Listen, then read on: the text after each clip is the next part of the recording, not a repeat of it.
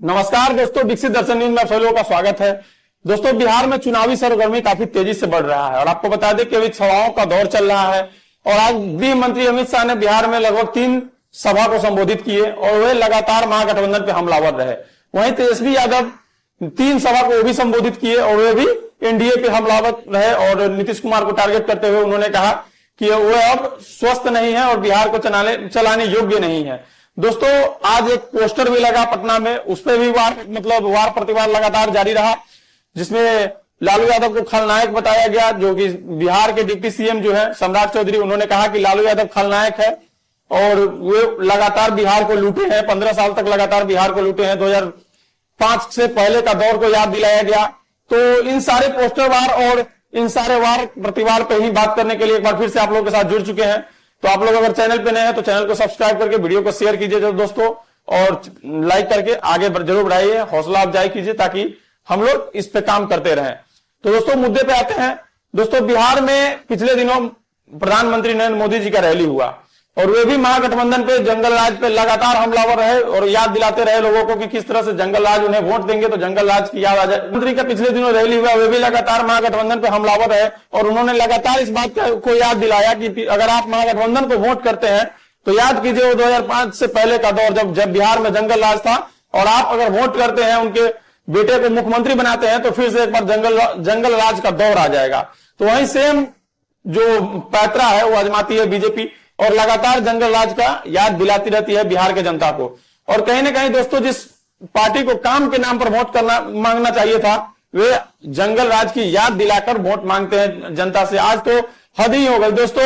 जो लोग छठी मैया का पर्व नहीं करते हैं, दोस्तों बिहार में भी छठ पर्व का महापर्व चल रहा है और सभी लोगों को छुट्टियां लगभग मिल चुकी होंगी। जो लोग बाहर रहते हैं वे लोग भी किस तरह से आ रहे हैं, आप लोग से छुपा हुआ नहीं है। किस तरह से कष्ट करके ट्रेनों में धक्के मुक्के खा करके बोरियों की तरह लोड होकर के ट्रेनों में आ रहे हैं, वे लोग भी छठ महापर्व में आ रहे हैं अपने परिवारों के साथ छठ पर्व मनाने लिए। मगर बिहार में दोस्तों छठ महापर्व को भी राजनीतिक जो है ना इस्तेमाल किया गया और राजनीतिक जो मुद्दे हैं उसको हटा करके छठ महापर्व पर लाकर टिका दिया गया है। दोस्तों, एक तरफ लोग छुट्टी मना रहे हैं तो एक तरफ सभाओं का दौर चल रहा है और लोग छुट्टियां मनाने जो बिहार आए हैं वो भी अब सभाओं में भीड़ लगा रहे हैं और सभा में एकजुट होकर जो लोग छठ मैया का पूजा करते हैं वे लोग भी सभा में तक पहुंच रहे हैं और इन लोगों का भाषण सुन रहे हैं।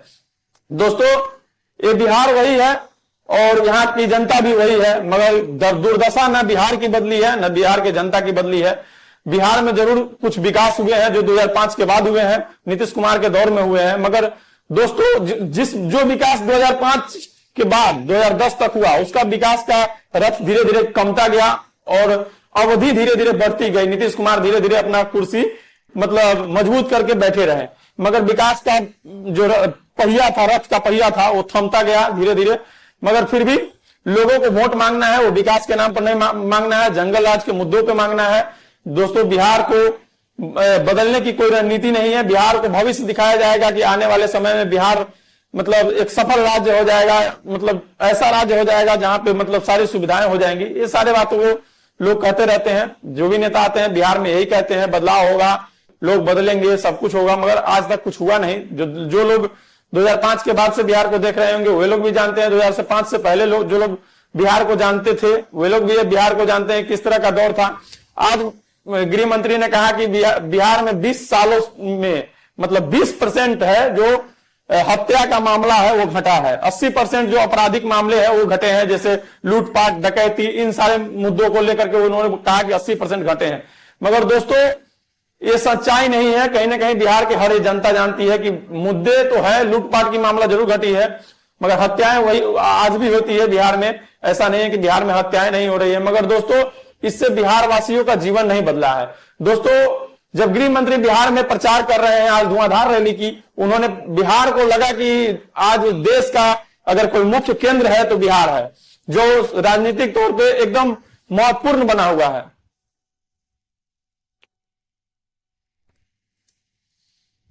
तो दोस्तों, बिहार में आकर रैलियां तो सभी लोग करते हैं, मगर बिहार के लोग इस बात को जरूर जानते हैं कि रैली करके लोग फिर दिल्ली जाएंगे और वहां से बिहार को कुछ नहीं मिलेगा। दोस्तों, इसलिए कह रहा हूं कि जो 12,000 ट्रेनें बिहार को मिलने वाली थी वो कहां है आज तक।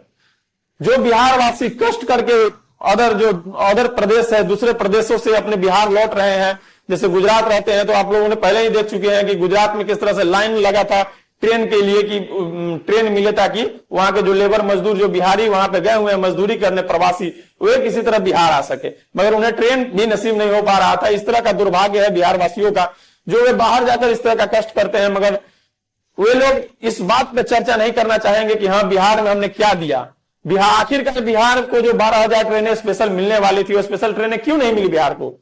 ये बात का फर्स्ट मुद्दा होना चाहिए, जो जिस पर जवाब देना चाहिए गृह मंत्री को कि उन्होंने क्या किया बिहार के लिए। बिहार का वो 12,000 ट्रेन कहां चली गई? हवा हो गई या फिर ट्रेन प्लेन बन गई? कहां चली गई?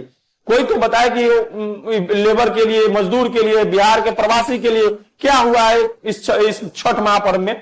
जो लोग छठ नहीं कर रहे हैं, जो लोग छठ नहीं करते होंगे, वे लोग भी कहते हैं आकर बिहार में कि छठी मैया से आग्रह है कि विनती है, कृपा है कि बिहार में ऐसा जंगल राज दोबारा ना आए। बिहार वासियों से विनती है कि बिहार में जंगल राज के युवराज को वोट न दिया जाए। वैसे लोग जो मतलब बिहार में छठ भी नहीं करते हैं, अपने पास मतलब अपने यहाँ छठ भी नहीं मनाते होंगे, वे लोग कहते हैं। दोस्तों, आज छठी मैया का इस्तेमाल इस तरह से हुआ कि महागठबंधन के नेता माननीय तेजस्वी यादव जी और देश के माननीय गृह मंत्री श्री अमित शाह जी, जो वे भी छठ महापर्व को लेकर के लोगों से अनुरोध किए, छठी मैया से अनुरोध किए, और एक तरफ से तेजस्वी यादव ने भी छठी मैया से अनुरोध किए कि हाँ बिहार में एनडीए को हटाया जाए, बिहार में भ्रष्ट सरकार को हटाया जाए। छठी मैया से अनुरोध है कि बिहार में ऐसी सरकार आए जो बिहार के जनता के लिए कल्याणकारी योजना चलाए, बिहार में नवयुवक को रोजगार मिले, बिहार में फैक्ट्रियां लगे। मतलब बहुत सारी वादों पे लगातार चर्चा होती रहती है। मगर दोस्तों, छठी मैया के इस दौर में जिसमें अभी 3 दिन बाद आज निहाय खा है, कल खरना है, परसों सजिया घाट है, और आपको बता दें इस दौर में लोग सभाओं पर ध्यान दे रहे हैं। लोग सभाओं पे इस तरह का फोकस किए हुए हैं नेता लोग कि उनके चुनाव के सामने छठी मैया का सिर्फ यही आग्रह है कि बिहार में इनकी सरकार आ जाए। वे कहते हैं उनकी सरकार आ जाए, एनडीए कहती है हमारी आ जाए, महागठबंधन कहती है हमारी आ जाए। मगर बिहार में दोस्तों, बिहार की जनता के लिए कोई नहीं कह सकती है कि बिहार की जनता का कल्याण हो।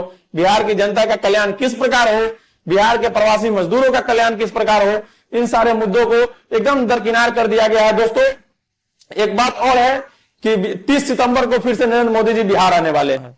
हमारे देश के आदरणीय प्रधानमंत्री जी बिहार आएंगे और बिहार को फिर से किसी न किसी नए मुद्दों पे उजागर करेंगे, नए मुद्दों को दोहराएंगे, बोलेंगे कि बिहार में इतना करोड़ का ये हो जाएगा, इतना करोड़ का वो हो जाएगा। मगर दोस्तों, जिस जगह पे उनका रैली होने वाला है वो है मोतीपुर, और मोतीपुर वही जगह है, वही ऐतिहासिक जगह है जहां पे पहले किसानों का एक तरह से कहा जाए तो सम्मान होता था, जैसे कि चीनी मिल था वहां पे। और जो किसान यहाँ जो उस क्षेत्र में खेती करते थे, उनको वो गन्ना के किसान थे, और गन्ना का सबसे बड़ा जो मिल था उनके एरिया में वो चीनी मिल था, शुगर मिल था, जो वो मोतीपुर का चीनी मिल था। मगर उनके लिए कहीं ना कहीं कोई चर्चा नहीं होगा कि चीनी मिल को शुरू किया जाए, क्योंकि देश के प्रधानमंत्री अगर वहां आएंगे और वहां के सबसे बड़े प्रोजेक्ट पर ही कोई बात नहीं करेंगे, तो इससे बड़ा दुर्भाग्य वहां के लोगों के लिए क्या हो सकता है दोस्तों।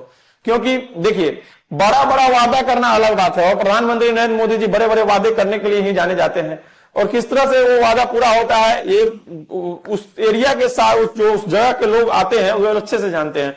क्योंकि मोतिहारी का चीनी मिल तो चालू हो गया, जिसने नरेंद्र मोदी जी ने वहां पे बोला था कि आएंगे, वहां के चीनी मिल से बने हुए चीनी से चाय पीकर जाएंगे, वो चीनी मिल तो लगभग बिक चुका है। तो दोस्तों, सोचने वाली बात है कि वादा तो बिहार का चुनाव है तो बहुत सारे होंगे, मगर पूरा कितने होने वाले हैं ये सारे लोग जानते हैं, सारे जनता जानती है। तो इन सारे बातों पर गौर करने की बात है। और बहुत सारे वादे होते हैं, बहुत सारे जो वादे होते हैं वो पूरे होते हैं, बहुत सारे वादे होते हैं जो अधूरे रह जाते हैं। और आपको बता दें कि बिहार में पिछले दिनों नरेंद्र मोदी जी का चुनावी सभा हुआ था, और उनके चुनावी सभा में लोग कहते हैं कि सुरक्षित है, मतलब बिहार के लोग सुरक्षित है, महिलाएं सुरक्षित है। वैसे नेता प्रधानमंत्री के सभा में पिछले दिनों खबर आया कि वहां महिलाओं का चैन और मंगलसूत्र है वो चोरी हो गया, मतलब कुछ जेवरात है वो चोरी हो गया। जब महिला गई पुलिस वाले के पास अपना कंप्लेन दायर बोलने के लिए, लिखवाने के लिए, अपना परेशानी को बताने के लिए, तो पुलिस वालों ने उन्हें भगा दिया ये कह करके कि ऐसा ये लोग झूठ फैला रहे हैं या किसी और पार्टी के लोग हैं झूठ फैलाने के लिए यहाँ है, अफवाह फैला रहे हैं। मगर दोस्तों देखिए, जहां पे राज्य के मुख्यमंत्री हो, देश के प्रधानमंत्री हो, वो सोचिए कि किस तरह का सिक्योरिटी होता है। वहां से अगर महिलाएं सुरक्षित नहीं है तो बिहार की महिलाएं कितनी सुरक्षित है, ये बिहार की महिलाएं भी जानती हैं और बिहार की जनता भी जानते हैं। दोस्तों, इस वीडियो में इतना ही चर्चा करना चाहते हैं, फिर किसी नेक्स्ट वीडियो में नए टॉपिक के साथ मिलेंगे। तब तक के लिए आप लोग चैनल को सब्सक्राइब करके वीडियो को शेयर कीजिए। जय हिंद, जय बिहार।